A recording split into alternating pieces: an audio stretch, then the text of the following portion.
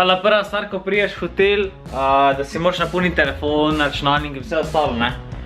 Prinesi vse polnilce, vse, kar rečeš, res duple polnilce.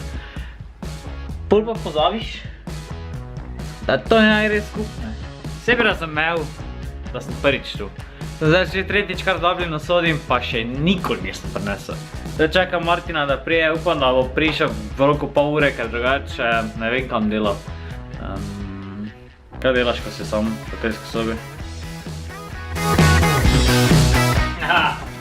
Majster na recepciji je imel. We got somebody!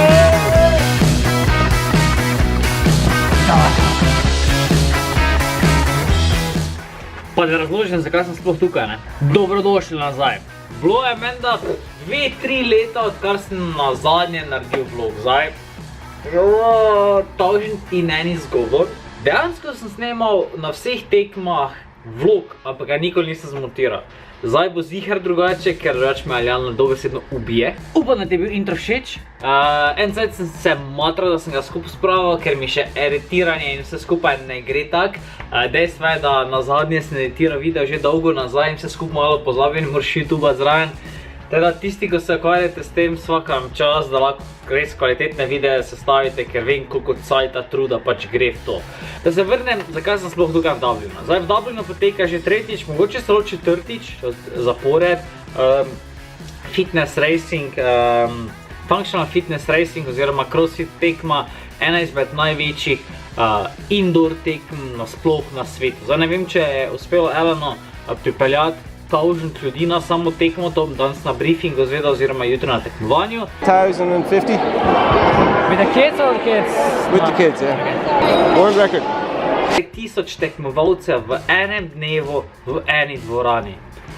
Should be fucking awesome. Sam lahko kažem.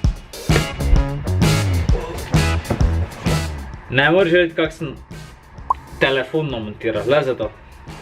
Stativ na okni, na ročaju, grem ga selfija narediti.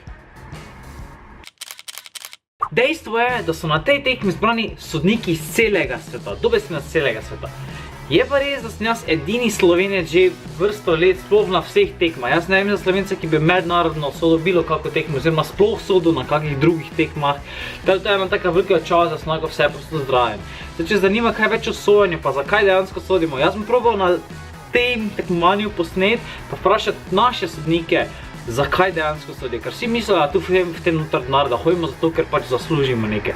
Ne, dejansko v 99% tekm, katere greš, plačaš svoj denar, dobiš pa eno majico in si jo odneseš domov. In za letalske in za prenočišče in vse ostalo smo ponavadi vedno odgovorni sami. Se pravi, Redke tekme so, recimo ta je tak primer, ki so organizatorji pripravljeni plačati in pokriti stroške sodnikov. Ampak zaradi tega tudi pridejo sodniki, ki so res najboljši na svetu. Jaz bi rekel skoraj najboljši na svetu, ker imajo res ogromno izkušenj, nekateri so sodili že večkrat na Gamesih, večkrat na Regionalsih, na raznih tekmah, nekateri sodniki so zato tudi na Wodapaloozi, drugače bi to vsem prišli. Teda, kar se tiče staffa, ki je tukaj na tej tekmi, je vrhunski. Je res, da tekmovalci niso vsi vrhunski, ker tudi ne vem, če je namen samega tekmovanja ravno to.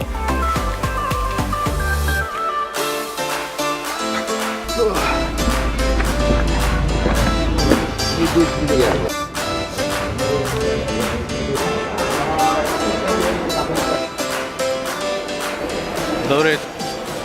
What's up, Carson? How are you feeling today? Good, awesome. It's warm, right? Very warm. It's like -15 in Sydney Shores. Always.